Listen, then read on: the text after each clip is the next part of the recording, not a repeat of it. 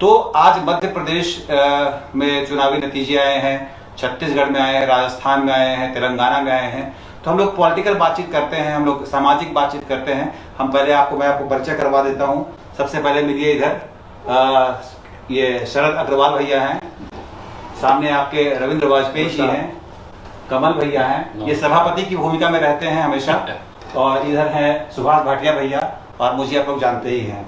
तो हम लोग कोई राजनीतिक विचारधारा से प्रभावित नहीं होते हैं, किसी राजनीतिक दल से कोई संबंध नहीं होता हमारा। हम लोग सिर्फ सामाजिक विषयों पर बातचीत करते हैं, और जो चुनाव के नतीजे आए हैं उस पर हम लोग बिना किसी दलगत सोच समझ के बातचीत करते हैं। रविंद्र वाजपेयी जी को आप जानते हैं, बहुत सीनियर जर्नलिस्ट हैं, अखबार चलाते हैं, संपादक हैं। भैया जो है सो वैद्य का काम भी करते हैं, और इनके बहुत पुरानी कितनी साल पुरानी भैया, 100 साल पुरानी इनकी मतलब खानदानी दुकान है यहाँ पर, जहाँ पर की आयुर्वेद की दवाइयाँ मिलती हैं और बहुत सारे नुस्खे भी मिलते हैं। कमल भैया सत्य अशोक होटल के मालिक हैं, लेकिन SSLD परिवार के मेंटर भी हैं। और सुभाष भाटिया भैया ये बांस की खेती करते हैं, और मतलब मुझे लगता है कि दुनिया में जितने भी तरह की बांस की प्रजाति पाई जाती है वो इनके पास उपलब्ध है। तो ये सारी जानकारी मैंने आपको दी, और मेरे बारे में बताइए आपको। सबसे पहले रवि भैया, मैं आपसे पूछना चाहता हूँ, जो कि आप पत्रकार भी हैं और अखबार चलाते हैं, और राजनीतिक समझ आपकी हम लोगों से बहुत ज्यादा है। तो जो चुनावी नतीजे आए मध्य प्रदेश के बारे में बात कर रहा हूँ, तो अभी जैसे 161 सीटों पर बीजेपी आगे है, मतलब +52 सीट है। तो इसमें आप क्या देखते हैं कि जो लोगों के बारे में सोच थी कि एंटी इनकम्बेंसी हो जाएगी, ये होगा, वो नतीजे किस तरह को प्रभावित करते नजर आए आपको? ये तो प्रो इनकम्बेंसी रिजल्ट है, पहली बात तो ये है।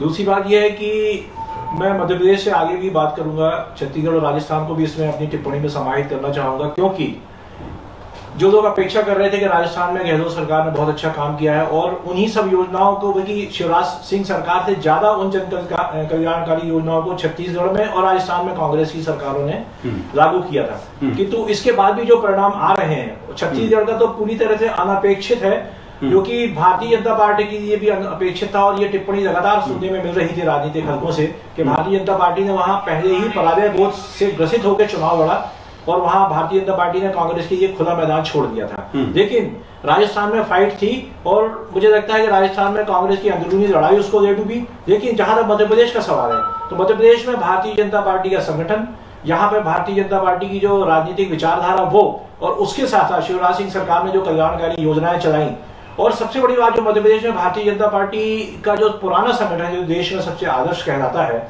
उसने एक बार बहुत सक्रिय होकर के इस बार पूरी भूमिका निभाई। और निस्संदेह प्रधानमंत्री नरेंद्र मोदी ने इन तीनों राज्यों में जो कैंपेन किया और मोदी की गारंटी नाम से जो प्रचार किया, उसका भी जनता पे असर हुआ है। और कहीं ना कहीं इस पूरे चुनाव परिणाम से एक बात परिलक्षित हो रही है कि हिंदी बेल्ट में कांग्रेस अपना जनाधार खोती जा रही है। उसका क्या कारण है? मेरा ये प्रश्न है कि क्या ये जो रिजल्ट आए हैं ये अप्रत्याशित हैं या प्रत्याशित रिजल्ट हैं? मध्य प्रदेश में पूरी तरह अप्रत्याशित नहीं, छत्तीसगढ़ में अप्रत्याशित है। क्या आपको उम्मीद थी कि 160 के आसपास सीट पहुंच जाएगी? नहीं, मुझे ये उम्मीद थी शुरू से 125 से 135 सीटें भारतीय जनता पार्टी की आएंगी। और भारतीय जनता पार्टी ने, जैसा कि एक दिवसीय और 2020 मैच में होता है, कि भारतीय जनता पार्टी ने आखिरी के 5 ओवरों में बहुत अच्छी बल्लेबाजी की, और उन्होंने फिर जीतने के लिए पूरी तरह से खेला। और इसमें शिवराज सिंह चौहान ने निस्संदेह कप्तान की पारी भी खेली, इसमें दो राय नहीं, मुझे ये कहने में कोई संदेह नहीं है, वरना ये 135 तक सिमट जाती। और दूसरी बात, कांग्रेस को दे डूबा कमलनाथ का अपना आत्मविश्वास और आत्म केंद्रित चुनाव संचालन। कमल भैया, आपसे एक सवाल पूछना चाहता हूँ मैं। रवि भैया ने बहुत अच्छी जानकारी दी, तो खैर मतलब मंझे हुए पत्रकार हैं, तो इनकी शैली हम लोगों के लिए बहुत मतलब वो है, संग्रहणीय बातें बोलते हैं, मतलब अनुकरणीय बातें। अगर आपको ये प्रत्याशित था कितनी सीट आएगी? नहीं, 161 आएगी ये हमें उम्मीद नहीं थी, परंतु मैं पहले दिन से कह रहा हूं कि सरकार भाजपा की बनेगी और पूर्ण बहुमत से। देखिए, मैं इस बात को इसलिए पूछ रहा हूं क्योंकि अगर बीजेपी के आला कमान को, दिल्ली में बैठे हुए लोगों को ही उम्मीद होती कि इतनी सीटें आएंगी, तो अपने यहाँ के टॉप बल्लेबाजों को यहाँ ना उतारे होते वो।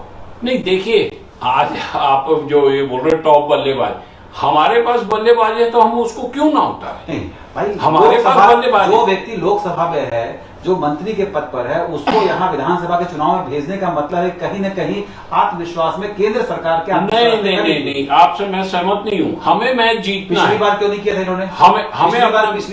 पिछली बार क्यों नहीं राकेश सिंह को टिकट दिया हमें गया, प्रहलाद सिंह को टिकट नहीं, दिया गया? देखिए रणनीति बनाने में कहीं ना कहीं पिछली बार कभी confidence है। किसी चीज की कोई गलती से आदमी सीखता भी है और आत्ममंथन होता है। बीजेपी पार्टी का संगठन बहुत मजबूत है और सब जगह, मध्य प्रदेश तो गढ़ है। हमारे यहाँ पे मध्य प्रदेश में आपको याद होगा, आप और हम लोग रोज बैठते हैं, मैं हमेशा कहता था कि बीजेपी की सरकार बनेगी। ये तो आप हमेशा कहते थे, हमेशा कोई संदेह नहीं है। हमेशा काम बल्कि आपके जो प्रेडिक्शन थे काफी हद तक सब हाँ। वो करीब करीब ही रहे। और सब लोग कह रहे हैं कि लाडली योजना से सब जगह जीते। मैं मानता हूं मध्य प्रदेश में लाडली योजना का फर्क पड़ा, परंतु सबसे ज्यादा फर्क पड़ा सनातन का, हिंदुत्व का। जिस तरह से कांग्रेसियों ने हिंदुत्व को मतलब बेइज्जत करने की कोशिश की, डोमिनेट करने की कोशिश की, सब कुछ नकारने की कोशिश की कि राम मंदिर का अस्तित्व को नहीं मानते, हम ये नहीं करते, हम वो नहीं करते। इस चीज से क्या हुआ, हिंदुत्व के कारण आदमी इकट्ठा होता गया। देखिए हमारी ये जो बैठक है यही बातचीत हम लोग करते हैं। कई लोग हम लोग से पूछते हैं कि सदन में, और वो संसद में क्या, संसद नाम हमने दिया है क्योंकि हम लोग सब लोग बैठते हैं और करीब करीब सब लोग अपने अपने अलग अलग फील्ड के लोग हैं। सुभाष भैया आपसे एक बात पूछना चाहता हूँ, इस जीत में आपको क्या लगता है कि क्या वजह थी? जैसे कमल भैया कह रहे हैं सनातन वजह है या लाडली बहन? देखिए मैं आपको एक बात बताऊं, 5 महीने पहले की जो स्थिति थी उस समय एंटी इनकम्बेंसी इतनी ज्यादा थी कि सारा चुनाव की कमांड जो है केंद्रीय नेतृत्व को अपने हाथ में लेना पड़ा। या आप इनकी बात को कॉन्ट्राडिक्ट कर रहे हैं? जी, और सबसे बड़ी बात यह है कि मैंने चुनाव के पहले कह दिया था कि महिलाओं की लाइन जो है वो डिसाइड कर लेगी कि भाजपा का भविष्य क्या है। और गांव में महिलाओं ने 8 बजे तक रुक के जो है महिलाओं ने वोट डाला और गांव में आप देखिए कहीं पे भी लीड 20,000, 30,000, 50,000 ऐसी लीडें आ रही हैं, क्योंकि सबसे ज्यादा बेनिफिट हुआ गांव की महिलाओं को। नहीं, मेरा ये सवाल मैं पाऊंगा आपसे पूछना चाहता हूँ कि आप तो चुनावी राजनीति को बहुत अच्छे से समझते हैं, आप जबलपुर के पुराने इलाके में। इन्होंने एक बहुत बड़ी बात कही है कि आज से 5 महीना पहले अगर ये चुनाव हुआ होता, अगर एंटी इनकम्बेंसी थी तो इसका मतलब बीजेपी की सरकार नहीं बनती, एंटी इनकम्बेंसी थी। लेकिन ये कह रहे हैं 5 महीने में बहुत बड़ा बदलाव हुआ। क्या आप इस बात सहमत हैं? नहीं, 2018 के चुनाव में मध्य प्रदेश में भाजपा 7-8 सीटों से चूक गई थी। तब से ही भाजपा सतर्क थी और 1.5 साल बाद जैसे ही भाजपा की सरकार पुनः बनी, माननीय ज्योतिरादित्य सिंधिया जी अपने सारे विधायकों के साथ आए।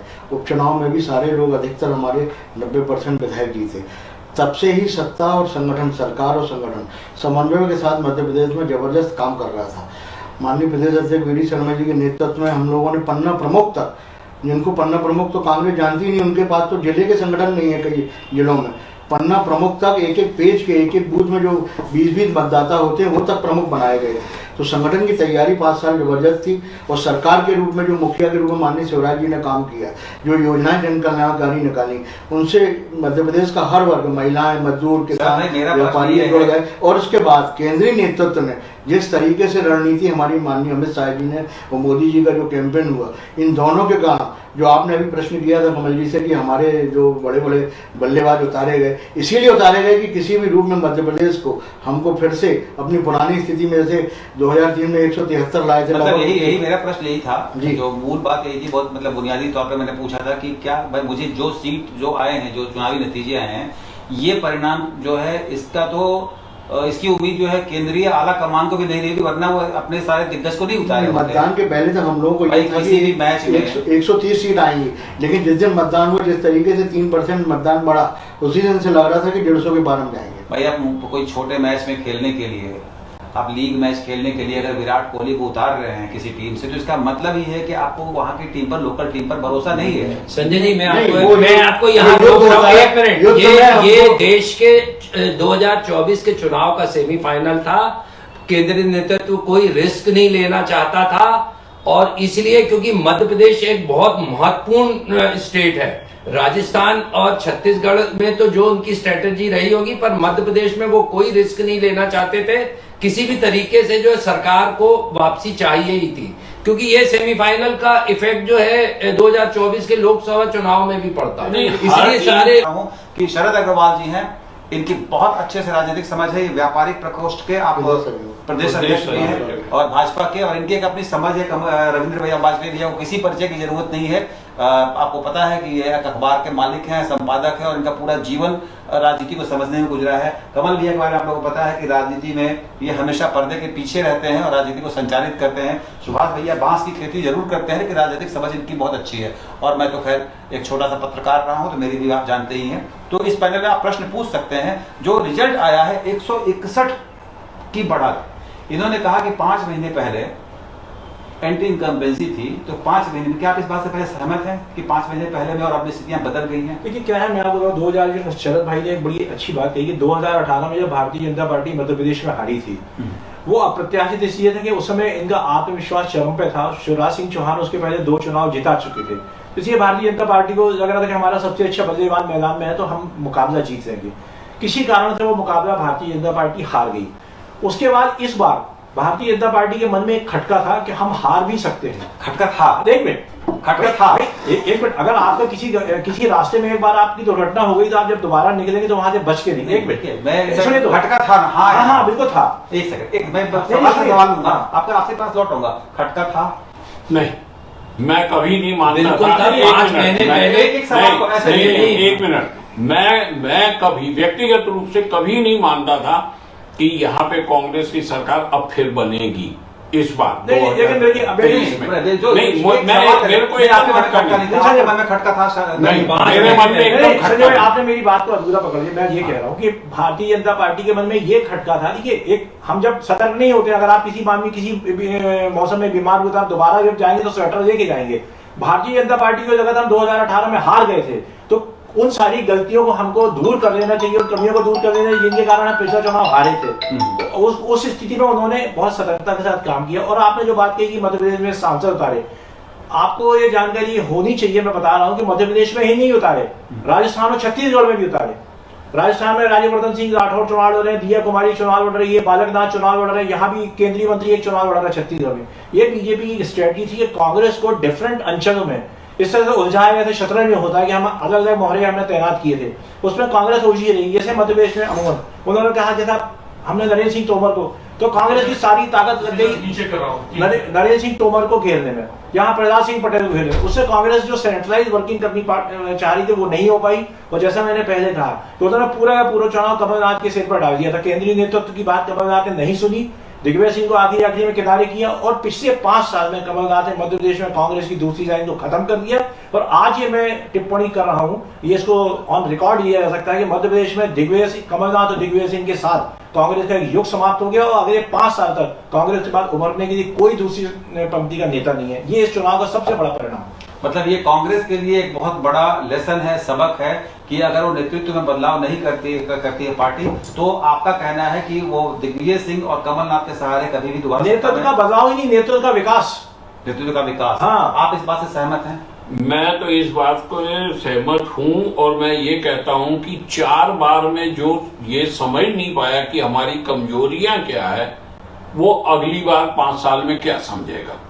क्योंकि इनके पास कोई नेतृत्व आज है नहीं। आप शीर्ष से ले लीजिए, ऊपर से लेके अभी तक कांग्रेस के पास अब नेतृत्व नहीं बचा। हम लोग जो है बिल्कुल सही बोल रहे हैं आप कि एक जो बुनियादी प्रश्न था कि हम इतनी सीट लेकर के मध्य प्रदेश नहीं, इतनी सीट नहीं, मैं आपको एक बात बता रहा हूँ। लाडली बहना के साथ मिनिमम सपोर्ट प्राइस जो एग्रीकल्चर का था, जो किसानों को कहा गया अभी 2100 रुपए गेहूं है, 2600-2700 रुपए खरीदेंगे, और जब इन्होंने घोषणा पत्र दिया था तो शायद लोगों ने उसको उतना गंभीरता से नहीं लिया था। पर माननीय मोदी जी ने जब कहा कि ये मोदी की गारंटी है, तो लोगों किसानों को विश्वास हो गया कि हम तो मोदी के नाम पर चुनाव लड़ा गया है, मोदी जी के नाम पर नहीं, पार्टी भाजपा जो है ना, पार्टी नेतृत्व पे लड़ती है, पार्टी लड़ती है, संगठन लड़ता है, पर गारंटी किसी न किसी को तो लेनी पड़ती है ना, किसी न किसी को तो लेनी पड़ती है। 3100-3200 रुपए की धान जो है अगर खरीदेंगे, आप समझिए कि पूरी अर्थव्यवस्था गांव की ओर ट्रांसफर होने वाली है।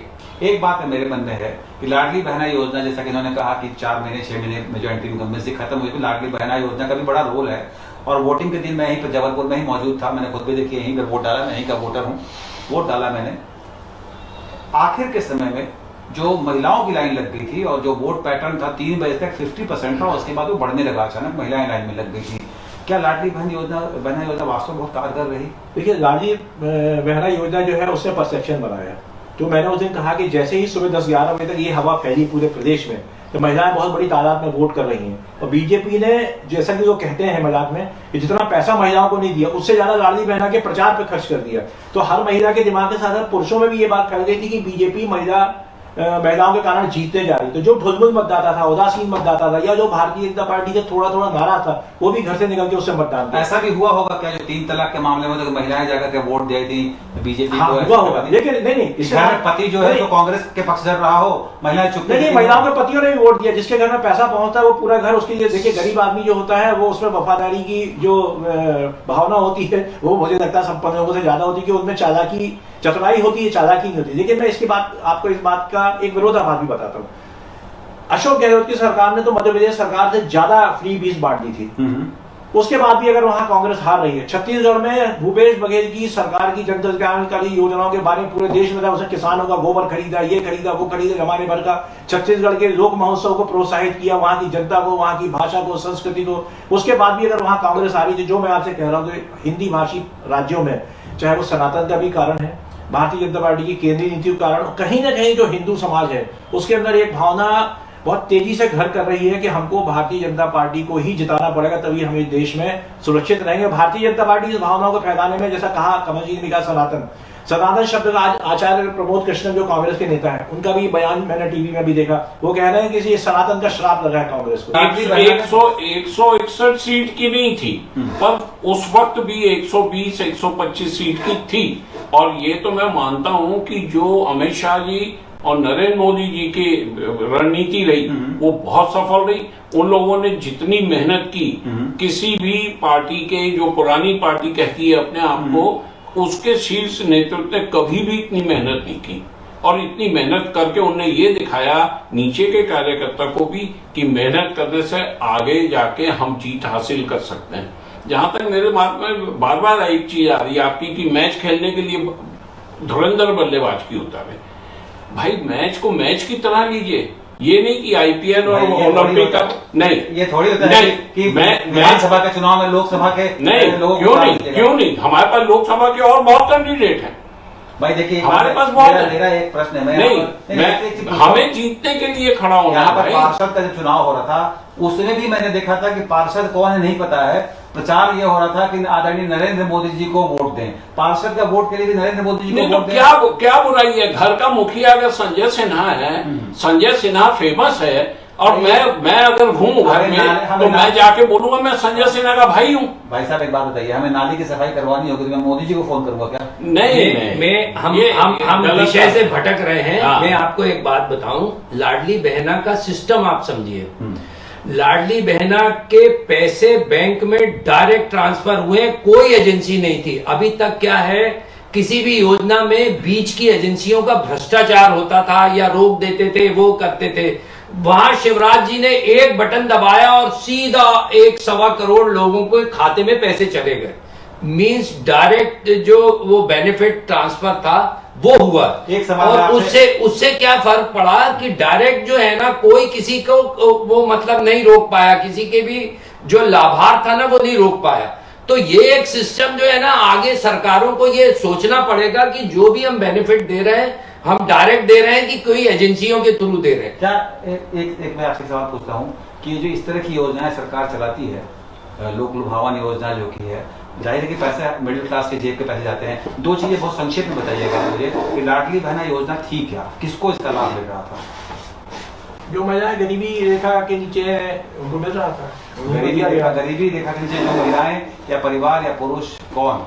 महिलाएं तो महिलाओं को दिया गया, उनका सोच रहा है महिलाएं गरीबी रेखा के नीचे, जो भी महिला नॉन वर्किंग हो गरीब है। बात उनका कहना ये था कि जो महिला है उसके बाद अपनी आय का साधन नहीं है, तो अगर उसको 1000-1200 रुपए हम दे देते हैं, ये उसके एक हाथ खर्च के लिए इमरजेंसी में काम आते हैं, महिला अपने घर का कुछ खर्च चला सकती है, तो उन्होंने दिया था। अच्छा, ये जहां इस योजना की औचित्य की अगर आप बात करते हैं तो ये एक बहुत बड़े राष्ट्रीय स्तर की बहस का विषय बन गया, क्योंकि सारी पार्टियां इसको कर रही है। चुनाव जीतने के लिए जो तौर तरीके हैं उनका ये काम है। लेकिन जो एक बात एंटी नहीं, आपकी पत्नी को लाडली बहना योजना मिलेगा पैसा? नहीं मिलेगी, क्योंकि हम आर्थिक दृष्टि से समृद्ध हैं। आप मैं फिर पूछ रहा हूँ, परिवार जो आर्थिक रूप से संपन्न नहीं है उसको तो उसका क्राइटेरिया फिक्स किया ना कि आपका घर नहीं होना चाहिए, ये नहीं तो उस क्राइटेरिया में जो थे उनको दे दिया। पात्रता तो निश्चित करनी पड़ेगी। नहीं, पर मैं अभी एक बात करूंगा, आपने बात की एंटी इनकम्बेंसी की, हमारे बाकी मित्रों ने भी कहा। मेरा एक कहना है कि एंटी इनकम्बेंसी शिवराज सिंह चौहान के खिलाफ एक भी किसी सर्वे में नहीं आई।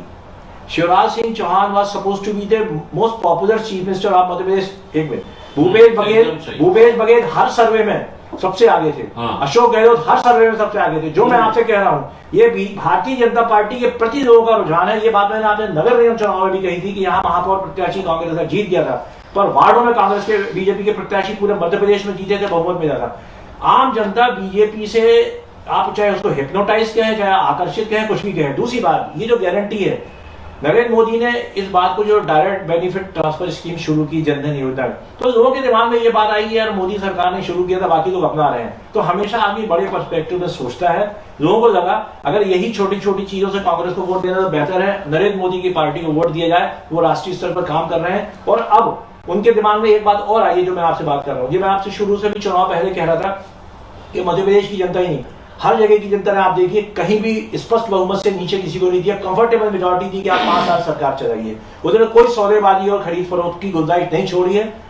तीसरी बात जो इसमें सबसे बड़ी बात ये आ रही है कि कांग्रेस को इस बारे में जो कल बात कर रहे थे, कांग्रेस 3-1 होगा, 2-1 होगा, कांग्रेस ने नरेंद्र मोदी के खिलाफ जो कैंपेन छोड़ा वो कांग्रेस को बहुत नुकसान कर गया। अगर आपकी बात को मैं मान लेता हूँ तो 2018 में क्या कमी रह गई थी? बीजेपी की सरकार थी, केंद्र में भी डबल इंजन सरकार भी थी, तो 2018 में क्यों वही हो गई थी जो अभी विश्व कप फाइनल में भारत की हार के साथ हो गई थी? होता है हर मैच एक मैं इसीलिए मैं बोलता हूँ हर मैच जीतने के लिए उतरना चाहिए, चाहे किसी को भी उतारना पड़े अपने बल्लेबाज। 2018 में यही तो बोलता हूँ आप। देखिए, मैं थोड़ा सा बोला, 2018 में भारतीय जनता पार्टी मध्य प्रदेश, छत्तीसगढ़, राजस्थान में हार गई थी, सरकार चली गई थी। 2024 का रिजल्ट 6 महीने बाद। छत्तीसगढ़ का तो बिल्कुल उम्मीद नहीं थी किसी को, सारे सर्वे में छत्तीसगढ़। वही तो मैं कह रहा हूँ कि सारे ना, हम जनता के मन को नहीं पढ़ पा रहे। जनता अपने मन के अंदर इस बात का ये जो हम इसको सेमीफाइनल नहीं मानते।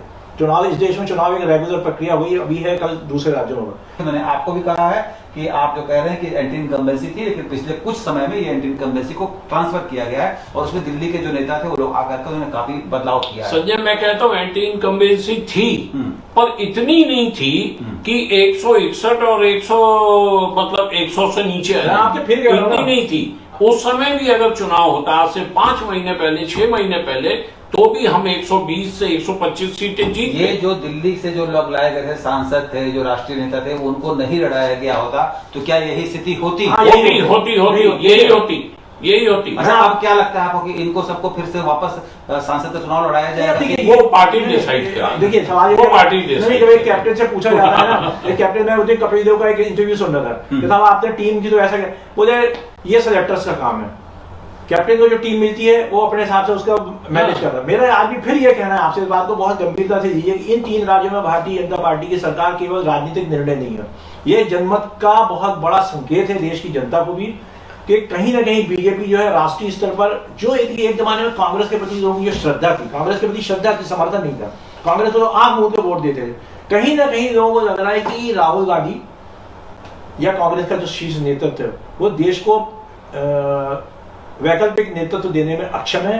और कांग्रेस ने जब इंडिया गठबंधन बनाया, अब आप मध्य प्रदेश में कांग्रेस की राजनीतिक समझ लीजिए कि अखिलेश यादव ने सीटें मांगी 6 और कमलनाथ जी ने क्या कमेंट किया, कमलनाथ जैसा मैच्योर पॉलिटिशियन जिसको कहते हैं कि कौन अखिलेश अभी अपने किसी विरोध, जो आपकी पार्टी के गठबंधन का हिस्सा है, आपने कौन अखिलेश, उसने कम से कम इनको 20 सीटें हरवा दी होगी बुंदेलखंड यहाँ आगरा में बैठकर। अब वो उन्होंने कहा है, सत्येंद्र चतुर्वेदी जी लिख रहे हैं कि ये जीत सनातन के कारण हुई है। मैं बोल रहा हूँ, एकदम, मैं तो बोल रहा हूँ, मैं आपसे बोल रहा हूँ। बात ये आती है कि नहीं, देखिए, छत्तीसगढ़ में और राजस्थान में भी कांग्रेस ने इतनी योजनाएं बनाई, उनका लाभ क्यों नहीं मिला और मध्य प्रदेश में क्यों मिला? इसका ये कारण है कि मध्य प्रदेश के अंदर जो भाजपा का संगठन है, वो संगठन के जो कार्यकर्ता हैं, वो जनपति पंच, सरपंच से लेकर सांसद तक, जो भी हमारी केंद्र की या प्रदेश की जन कल्याणकारी योजनाएं किसी भी वर्ग के लिए निकलती हैं, उसको लाभ दिलाने के लिए हमारे कार्यकर्ता, संगठन के जनप्रतिनिधि सब मिलकर लाभ दिलाते हैं। आज 1 करोड़ 32 लाख महिलाओं को दिलाने के लिए केवल सरकारी एजेंसी से ये काम नहीं हो पाता। उनको भाजपा के कार्यकर्ताओं ने, भाजपा के जो जनप्रतिनिधि हैं, चाहे पार्षद हो, चाहे पंच हो, सरपंच हो, नगर निगम के लोग हों, सब लोगों ने मिलकर, विधायक और सांसद सभी के कार्यालयों से इस योजना का लाभ जन जन तक पहुंचाया गया और उनका प्रचार घर घर में किया गया। ऐसी हर योजनाओं का, जो पक्के मकान बनाए जा रहे हैं, हर मकान दिए जा रहे हैं, जितनी भी योजनाएं आती हैं, उनके कांग्रेस के पास संगठन नहीं है, नहीं, ना नेता है, ना नेता है, ना उनके पास देखिए, कोई। मैं छत्तीसगढ़ की बात बताता हूँ, मेरी खुद बात हुई है। छत्तीसगढ़ के दो बहुत बड़े नेता हैं बीजेपी के, उनसे मैंने बात की कि क्यों भाई, क्या होगा इस बार तुम लोग का? बोले यार कठिन बहुत है, पर कोशिश की जाएगी, पर मुश्किल लगता है। ये उनके वर्ड थे, जो वहां के छत्तीसगढ़ के टॉप के नेता हैं उनने। और आज जो 55 सीटें आई है ना, ये संगठन, रणनीति और सनातन, इसके कारण आई। लेकिन एग्जिट पोल में तो ये आ रहा था कि छत्तीसगढ़ कांग्रेस ले जाएगी। नहीं, एग्जिट पोल में आ रहा था, मैं आपसे फिर वही कह रहा हूँ ना कि एग्जिट पोल भी देखिए क्या होता है। एग्जिट पोल जहां पहुंचा, आप मध्य प्रदेश में सरकारी एग्जिट पोल में एक चीज नहीं आ पाती है, जो हमारे राष्ट्रवादी संगठन है, राष्ट्र विचारधारा के लिए ऐसे कई संगठन समाज में जो काम करते हैं, वो लोग लगातार मतदाता जागरूक के बीच में काम कर रहे हैं। और राष्ट्रवादी विचार जो तुष्टिकरण थी, 50-60 साल लोगों ने जो दंश भोगा है, अब लोगों को राष्ट्रवादी संगठन जो लोगों को जगा रहे हैं, तो लोग उस तुष्टिकरण के खिलाफ होते जा रहे हैं। इसको कोई भी पार्टी होगी तुष्टिकरण यदि करेगी तो उसके खिलाफ लोग जाएंगे। ऐसा है, कांग्रेस की ना तो कोई एक कांग्रेस की कोई ना विचारधारा है ना कुछ, उसको सिर्फ विरोध करना है। मैं कहूंगा ये संजय सिन्हा है तो बोलेगा नहीं ये सुभाष भाटिया है, उनने सिर्फ विरोध करने के लिए विरोध करना है, और उनके पास ना कोई विचारधारा है, ना उनकी कोई लाइन है, कुछ नहीं। वो अपने कैंडिडेट को हिंदुओं के अपमान में चुप्पी साधना उनकी पहली प्राथमिकता। चुप्पी साधना नहीं, बोलना है यार, उसके अगेंस्ट बोलना। देखिए संजय भाई, एक मैं खत्म कर रहा हूँ। छत्तीसगढ़ में भूपेश बघेल की सरकार ने पूरी तरह से राममय कर दिया था छत्तीसगढ़ को। कमलनाथ जी ने हनुमान जी की मूर्ति लगाई, बागेश्वर धाम की कथा कराई, और जब बागेश्वर महाराज ने ये टिप्पणी की कि ये भारत जो है हिंदू राष्ट्र बनेगा, तो जब उनसे किसी पत्रकार ने पूछा कि बागेश्वर धाम की आपने कथा कराई, तो उन्होंने कहा हाँ, जिस देश में 85% हिंदू रह रहे हैं तो हिंदू राष्ट्र तो है ही। इसका कांग्रेस के शीर्ष नेतृत्व के बड़े बड़े नेताओं ने कमलनाथ की इस बात का विरोध किया कि कमलनाथ जी की इसी टिप्पणी को, ये विरोधाभास कांग्रेस को जेठ हुआ कि आप जो सनातनी बनने की कोशिश करते हो। दिग्विजय सिंह कहता हिंदू धर्म पे भाजपा का एकाधिकार नहीं है। लोगों के मन में ये बात बैठ गई कि आप हिंदुत्व का चुनाव के लिए जीतने के असली हिंदू ये है। सीधे सीधे लोगों ने सनातन के नाम पे ये मान लिया है कि भारतीय जनता पार्टी सनातन की सही जो है वो प्रतिनिधि है, उनके ऊपर भरोसा ही नहीं किया। अच्छा आप ये एक बात तो मैंने भी देखा था कि कांग्रेस भले अंदरूनी जो भी कर रही हो, लेकिन जब मध्य प्रदेश में काफी दौरा कर रहा था मैं, और हालांकि मुझे ये उम्मीद नहीं थी कि इतनी जबरदस्त बीजेपी को जीत मिलेगी, पर कांग्रेस जमीन पर कहीं नहीं दिख रही थी मुझे। हम लोग मिलते हैं, bye bye, see you, Tata.